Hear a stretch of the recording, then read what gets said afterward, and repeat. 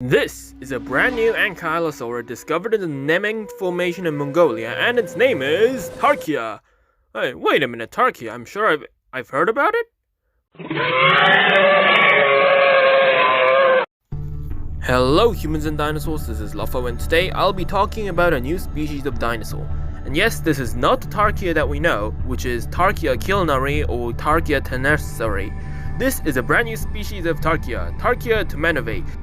So what does this Tarkia have to do that sets it different from other Tarkia species, and what does it mean to us about Ankylosaurid paleontology? Let's dive in and find out. But first, we must know how its fossil came to light. Tarkia tumanovae was discovered during the Korea-Mongolia International Dinosaur Expedition in 2008. Wait a minute, wasn't that the expedition that was shown in the Korean documentary Land of the Dinosaurs? Oh, for those that don't know what this documentary is, it's that documentary that has this in it.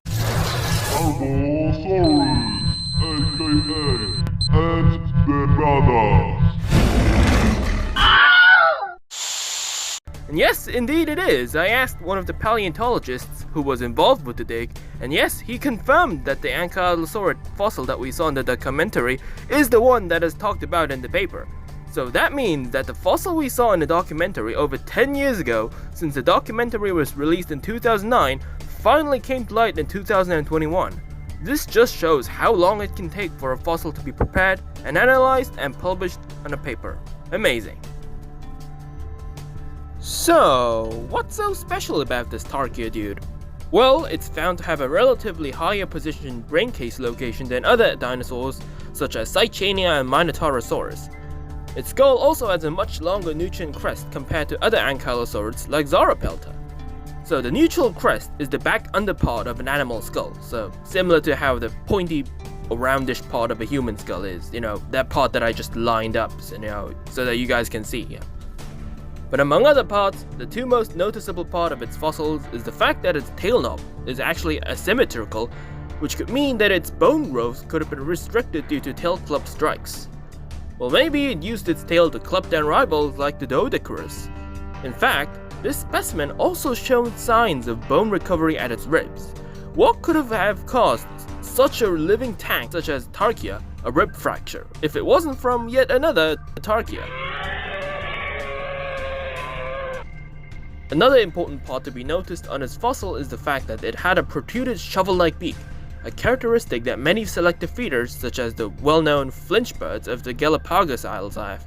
It basically means instead of eating everything and anything you can find, choosing a specific source of food. Similar to how I try to eat only the most expensive foods at an all-you-can-eat buffet.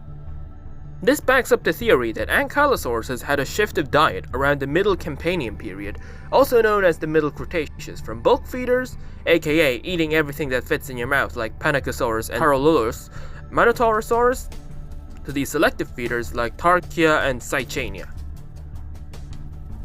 What could have caused the sudden change of dietary preference? Possibly other herbivores around Tarkia tumanovae.